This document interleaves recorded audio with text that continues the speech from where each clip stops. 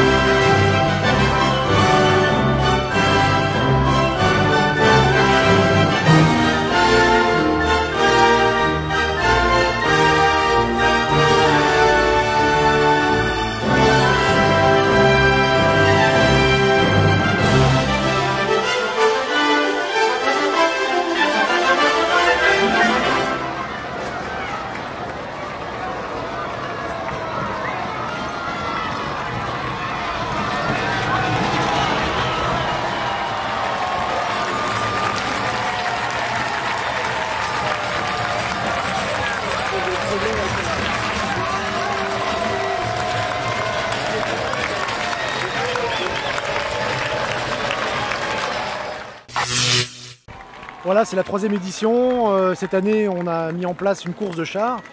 Donc vous voyez, il y a quand même pas mal de monde et ça attire quand même pas mal de monde et on est très content. En plus, il fait beau, et voilà. Alors un petit sondage que j'ai fait là sur les gradins, ça attire aussi bien les enfants et aussi bien les parents, quoi. C'est un petit peu pour les deux.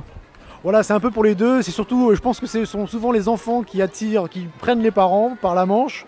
Et puis peut-être au lieu d'aller au cinéma ou s'enfermer chez soi à jouer à la PlayStation, on est mieux là au soleil à regarder un spectacle historique dans un amphithéâtre romain qui est un des plus importants au monde. Alors on a vu dernièrement sur M6 un petit reportage sur la société Culture Espace qui s'occupe des monuments. Est-ce que c'est une nouvelle manière aussi de dire aux gens venez visiter un monument et vous verrez un petit spectacle? L'idée c'est quand même d'avoir des spectacles historiques qui soient dans la thématique évidemment des sites que l'on gère. Et là, évidemment, avec les gladiateurs, avec les courses de chars, ça attire du monde. C'est une manière aussi de mettre en mouvement l'histoire. On fait de l'histoire vivante. Donc là, on en a la preuve, c'est très interactif. Les gens vont discuter avec les gladiateurs, on échange. Et puis, ce sont des professionnels, ils font de l'archéologie expérimentale. Donc le message est assez scientifique, mais ludique.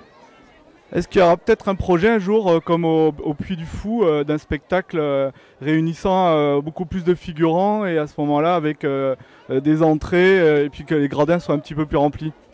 C'est l'objectif en fait de ce genre d'opération. Cette année, là, on voit que ça attire quand même énormément de monde. On va essayer de monter en puissance chaque année pour proposer, c'est vrai, après un vrai spectacle sur l'Antiquité. Alors peut-être pas sur le modèle du Puy du Fou parce que c'est un parc d'attractions. Nous, on est dans un lieu historique, un monument historique. Mais par contre, on peut évidemment faire des spectacles basés sur l'histoire de Nîmes.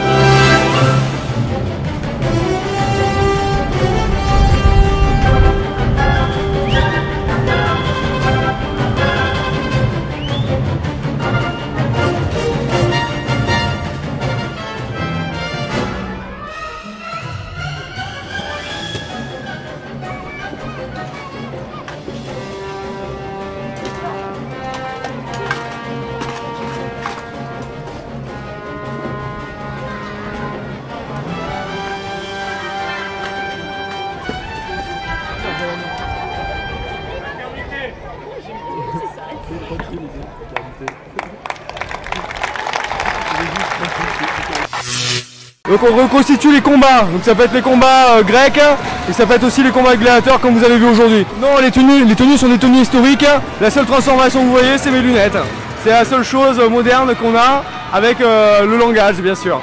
Sinon les tenues, les casques et nos habits sont des copies de pièces archéologiques romaines ou gallo-romaines.